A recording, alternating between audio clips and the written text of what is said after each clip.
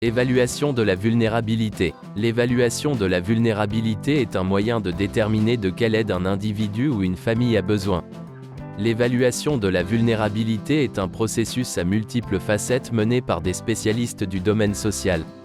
L'objectif est de comprendre un individu ou une famille, identifier ses besoins, ses problèmes et ses ressources, afin d'aider les familles et les individus à faire face aux difficultés et aux problèmes. Grâce à la collaboration avec des spécialistes, l'individu ou de la famille dans son ensemble, un plan d'aide est élaboré. Les étapes d'évaluation. L'évaluation des risques. Processus pour comprendre quel pourrait être le problème. Évaluation des besoins. Identifier si la famille a besoin de conseils, d'informations, de médiation ou d'orientation vers d'autres institutions. Identification des ressources. Identifier les points forts, notamment les amis, les membres de la famille et d'autres organisations. Une fois identifiées, ces ressources sont utilisées efficacement. Planification des aides. Après avoir identifié les problèmes, les besoins et les ressources disponibles, un plan d'assistance est élaboré.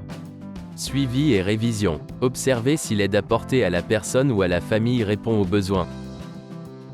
Principes éthiques des travailleurs sociaux. Respect. Concentrez-vous sur l'utilisateur du service. Précision et objectivité. Confidentialité. Compétences culturelles. Liberté d'expression et consentement éclairé.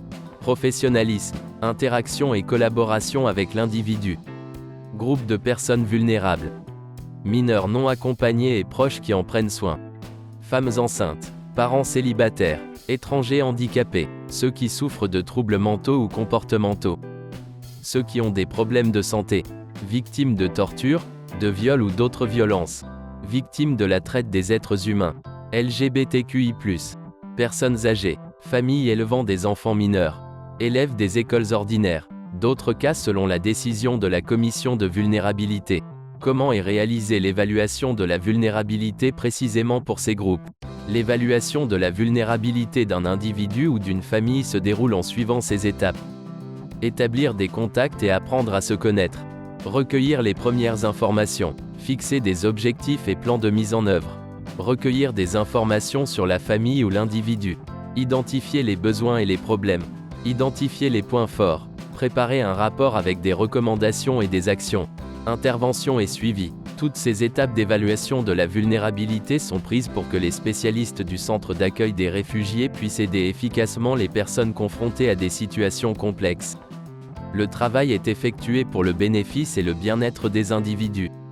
Nous avons un plan pour vous aider. Ce plan d'assistance systématique comprend les parties suivantes. Introduction et description. Principaux problèmes et besoins. Buts et objectifs. Plan d'action, ce que nous ferons. Responsabilité et délai. Identification des ressources. Contrôle et évaluation. Conclusion et signature. Annonce du plan. Votre plan d'assistance ou celui de votre famille est flexible et peut changer, par exemple, si la situation change, si des problèmes sont résolus ou si de nouveaux besoins surviennent. Si vous avez des questions concernant le plan d'aide ou sa modification, n'hésitez pas à contacter votre travailleur social attitré. Veuillez noter que les informations fournies dans cette vidéo d'information peuvent changer avec les changements de législation. La création de matériel vidéo est financée par le Fonds Asile, Migration et Intégration.